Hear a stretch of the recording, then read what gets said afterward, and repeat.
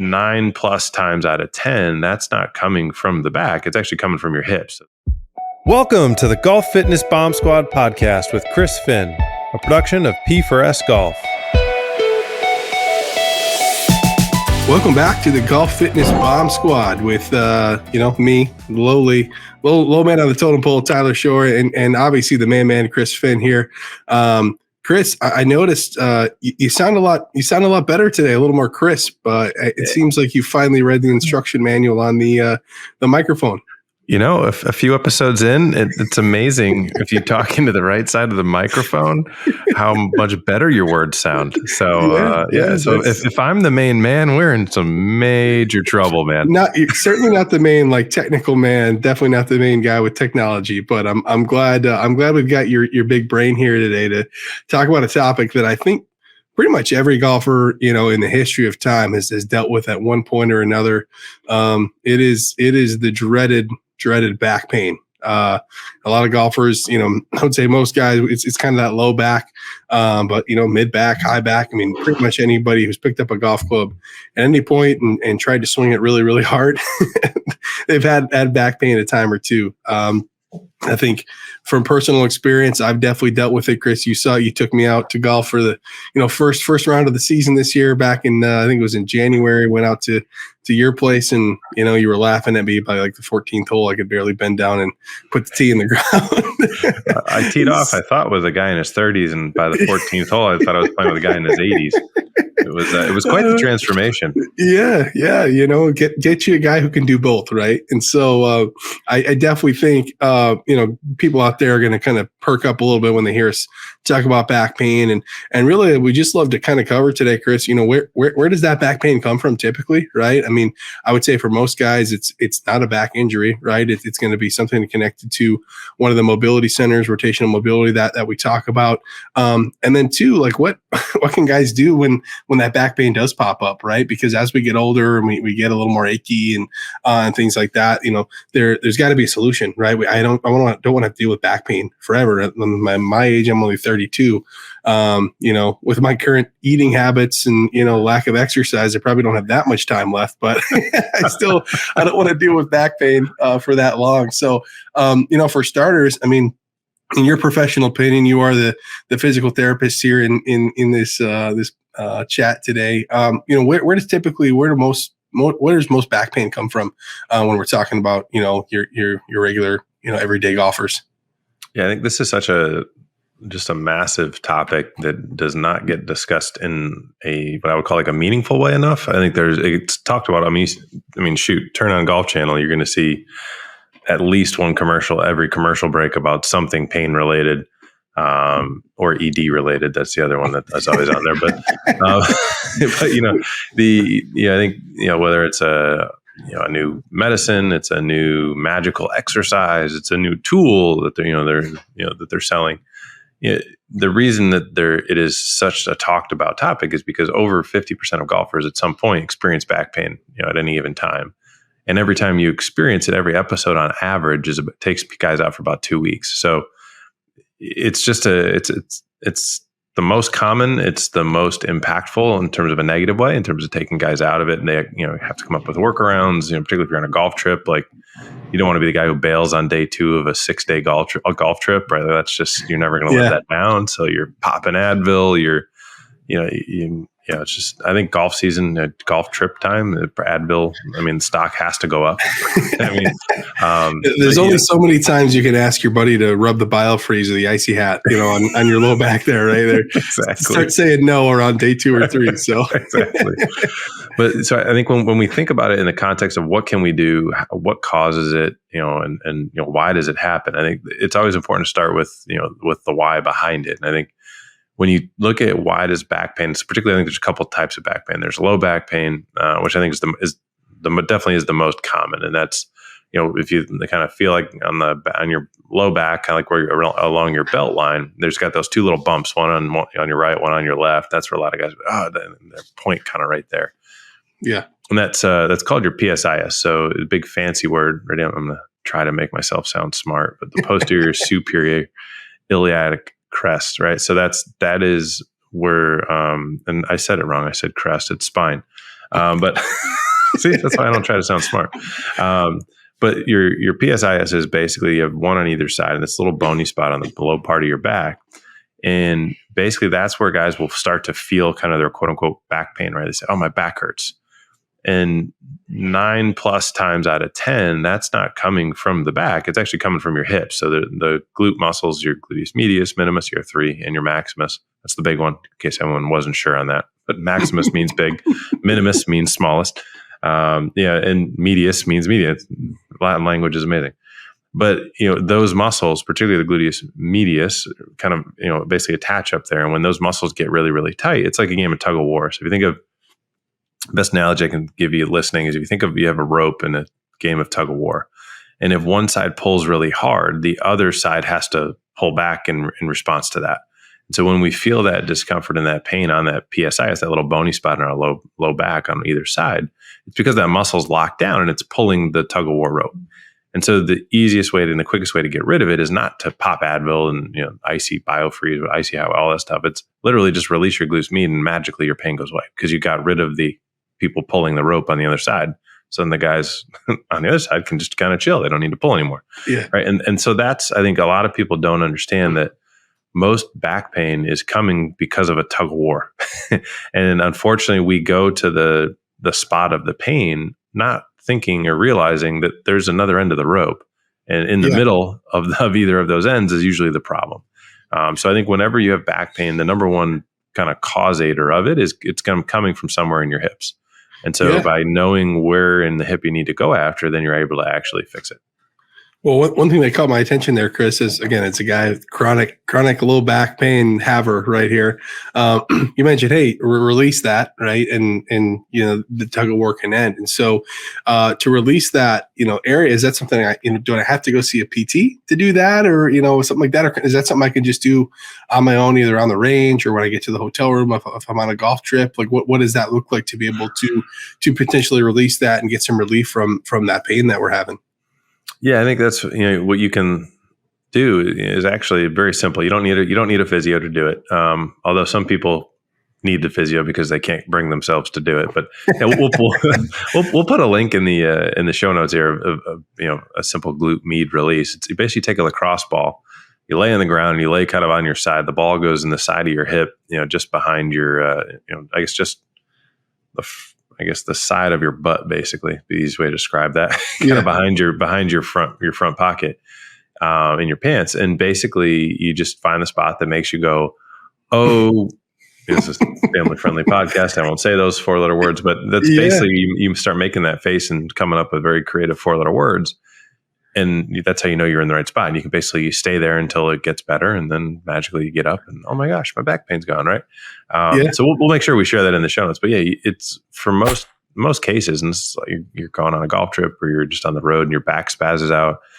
9 times out of 10, if you got a lacrosse ball, softball, baseball, tennis ball, tennis ball sometimes can be too soft, you squish it. But you just grab a ball, you put it in, in those specific areas around the hip, and magically all of a sudden the back kind of alleviates because you got rid of the tug of war. Yeah, and as someone who's tried this themselves, I'm probably right on that line of someone who needs someone else to do it, because it's not a pleasant experience, and I don't have a very high pain tolerance. So doing that to yourself is it can be hard to get yourself to do it, but I have done it and definitely seen the results from it pretty quickly for sure. What about somebody, Chris, who's maybe been dealing with back pain, for a long time, right? It's not something that just came up from a round of golf. It's a guy who, he's here. I hear a lot. I'm a sales guy, right? I sit in the car a ton and I drive, for hours on end, and I've been dealing with pain for, 6 months or a year. And I've tried chiropractic and I've tried X and I've tried a PT and none of it's worked. I mean, do you have any thoughts or advice for a guy like that who's maybe at his wit's end in terms of, hey, what can I do to fix this? Or is this just something I'm going to have to live with, for the rest of my life, not just on the golf course, but just, when I wake up in the morning, I put on my shoes or I'm sitting in the car, like I don't want to deal with this pain forever. So is there anything that you guys at P4S Golf can do to help? I think, I mean, obviously I'm biased and P4S Golf, we can help everybody, right? But I think the true kind of scientific data backed answer is, for the most part, for most people, that are suffering from back pain that's been going on for, years, or, it's not just like, oh, I played golf, made a bad swing and my back spasm. For most people that are in kind of more of the, I guess you call it, quote unquote, chronic category, it a lot of the times, honestly, is not very different than the acute. The difference is it's just been going on for a really long time. So there's going to be more actual physiological changes that have occurred to the tissue. There's probably more muscles that are locked down and involved in terms, because one locks down, well, for every equal, there's an opposite. And then that one's going to want to. So basically, just think of the tug of war. The longer it's been going on, more people get involved in the tug of war game, right? Yeah. And so it becomes this like kind of, this just raveled ball of tug of war. You got to kind of have to unravel it. If you ever had the rubber band balls, and like they're all kind of woven, you got to kind of like pull one off and to get the next one. So just think of it, the longer that the back pain's been going on, the bigger that ball is, and the more it's going to take to kind of unravel it. And so I think particularly if it's, definitely if you've had it short term, you can go to a physio, or, obviously I'm biased, but you can, P1 Golf, we do, you can talk to us for free. It doesn't cost you anything. We can kind of help you figure it out. But if you're going this kind of the DIY route, you want to always look at what are all the other areas around the area that's impacted that are potentially, causing these issues. And I think, we always talk about our home assessment, which, we'll make sure we put that in the show notes. You can take that assessment, look at your hip test. Like, you don't pass that hip test, like, no kidding. Again, I almost said a bad word there, but like, no kidding, like that your back hurts. Like, it's a no brainer. The science is so clear. There's so much data and evidence on this. Just unfortunately, it hasn't been made mainstream knowledge at this point. Hopefully, this is one of the goals of this show and of this episode, and is that we kind of, our mission at P1 Golf is to get this out to everybody. But like, it's not your back. My father-in-law went and had back surgery, and I'm like, no, it's not your back. I literally was able to get rid of your pain by doing this and this and this with these muscles.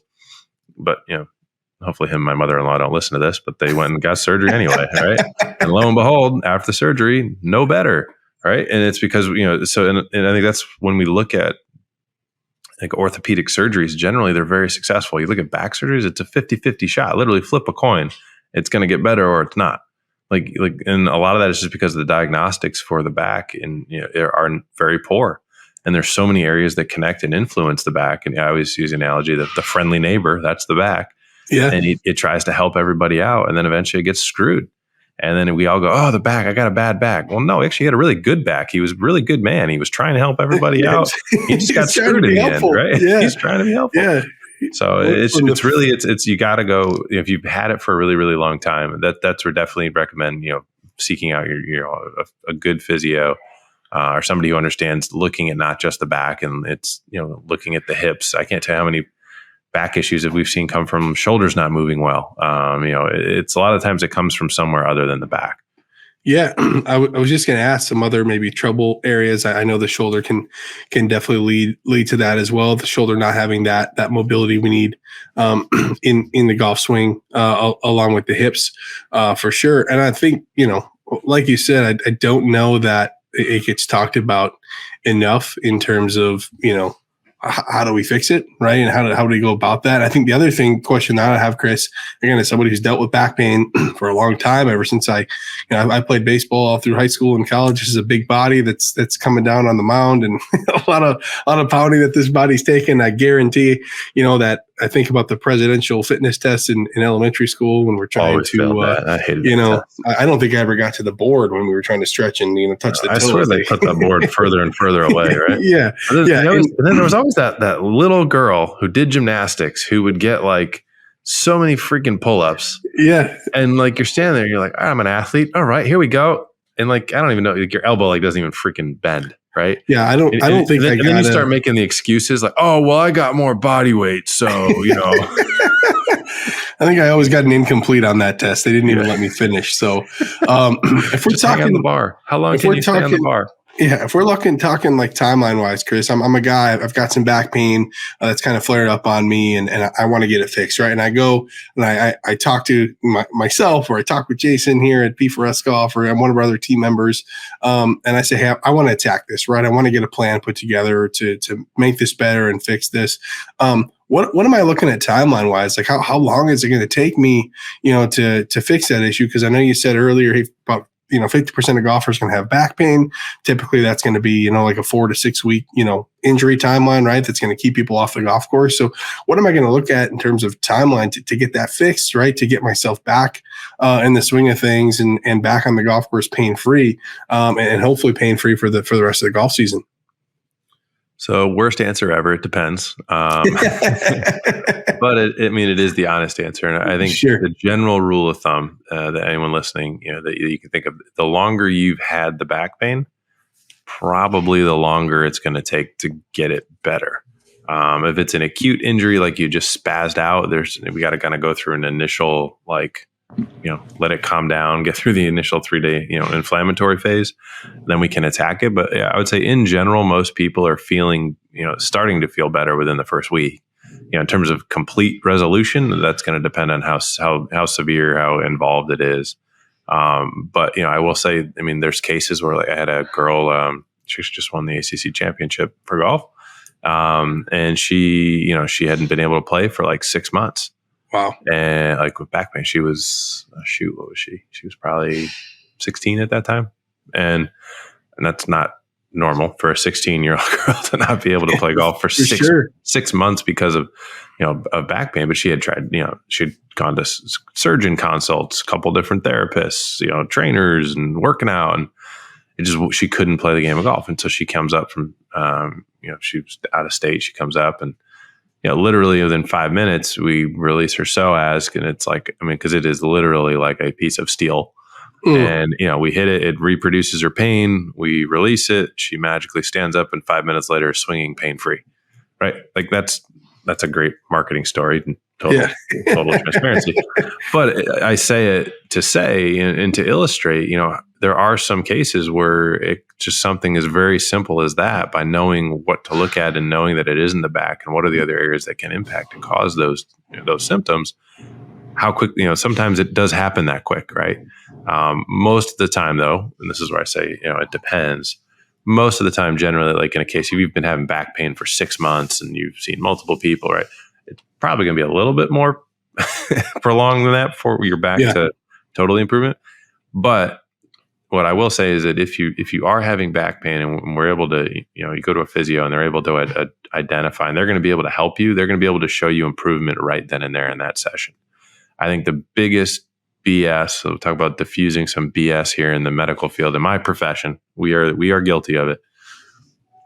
At a large, you'll go to a therapist and they'll say, okay, yep. So back pain, we just got to get your glutes stronger. We got to get your core stronger. Give you these 5 different exercises. Need you to do them 2-3 times a day. You leave feeling no better. They didn't do any manual work. They didn't do hey, I'm going to intervene with this and let's do a test initially. We're going to intervene and then we're going to retest and see if it feels any better. They literally have not provided any immediate or improvement whatsoever. And they just give you these exercises and they say, hey, go ahead, do these exercises and then come back next week or twice a week, depending on what your insurance is going to pay, right? If the prescription says 2 times a week for 6 weeks, immediately you're scheduled for 12 sessions. Yeah. Right? Immediately you're in for a couple grand, or at least or whatever your copay is at the worst, right? And then you show up and then now you're with the tech who you're with 3 other people and you're just doing the same exercises there, supervised, that you were doing at home. And it's the biggest joke in the world. And so, I think when you look at what type of care you should be looking for, if you do have back pain, you should go to a place where they assess you. You should go to a place in that assessment. They say, okay, describe to me your pain. Show me what hurts. Oh, bending over, touching my toes hurts. Okay, cool. Bend over as far as you can. And they mark, okay, you got halfway down your shin. All right, well, let's go. I want to try, a couple techniques. Let's see if we can, change anything. All right, stand back up. Do it again. Did you, tell me when it hurts. Oh, look, you got 6 inches further. That's positive. Okay, look at back. Yeah. Let's keep going, right? And that's how you, somebody who's going to be able to help you really quickly and come up with a plan. There may still be a couple exercises, but it's based around their ability to show you, hey, this is exactly what was the problem. This is what exactly got you better. And this is what we're going to go with. And so I think, whether it's an acute injury that you got on the golf course, if you've had it for years and you're looking for a fix, it all starts with assessing and not guessing, and then being able to implement something and showing that there's actually been an improvement. So you should see improvement day one, that, hey, that can actually impact positive improvement. In terms of total resolution, that's where we start to see the difference in how long it takes based, sometimes not in all cases, but a lot of times if it's been going on for 6 months, it may take a little bit longer than 6 minutes. Yeah.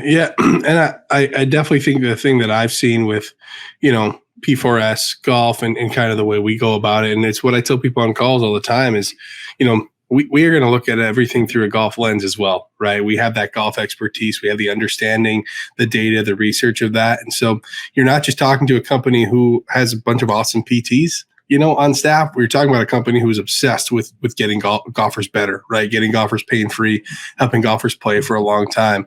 And so when we look through it through that lens, right, there's just a different way to go about it. There's a different, I would say, like a different push for us. And we want to get golfers back on the golf course. We want you to be able to get out and enjoy playing and doing that pain-free as soon as we can. And so I think you're 100% right. Not just sending you home with a pamphlet of exercises and saying, hey, do this and we hope it'll work. It's hey, here's exactly, given our data and our research and our understanding of where your pain's coming from and the assessment that we've done.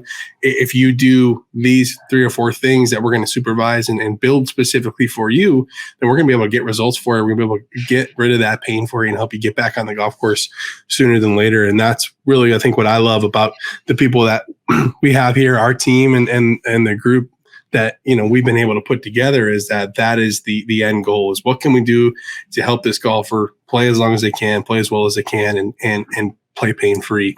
And as someone who's dealt with back pain for a long time, I think being around these conversations and kind of understanding that, I can't say that I put in the work yet. I know what to do. I can't say I put in the time and effort to do it yet, which I probably definitely should do at some point. But I think to your point, finding someone, whether it's us here at P4S or somebody else, finding someone who's going to go through that process with you and really make sure that you're getting that level of care and understanding that you need.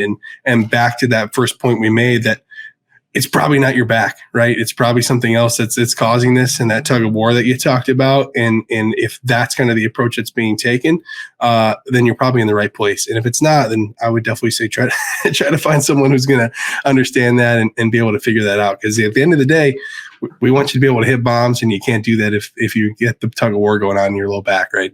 100%. Yeah. So I think anyone listening, the number one thing that you can do right now, if you are having back pain, we'll put in, obviously we'll have the video, drop the link in for the glute med release. But definitely, I think also the home assessment, and you literally can skip everything in that home assessment. Just go to the hip test and see how you do there. And if we can improve that hip test, that alone is going to help so many of you listening right now. But hopefully that's some simple, kind of a simple tips to help you with your back pain. And there's obviously tons more to dive into. We didn't even get into upper body back pain or like upper thoracic spine or anything like that. It's totally just lumbar pain. And I think the big takeaway is where you feel the pain. Very rare is that where the pain's coming from. So I think we should take that fallacy, that false belief, and we should tell it just bombs away. Bombs away, Chris. You got it, brother.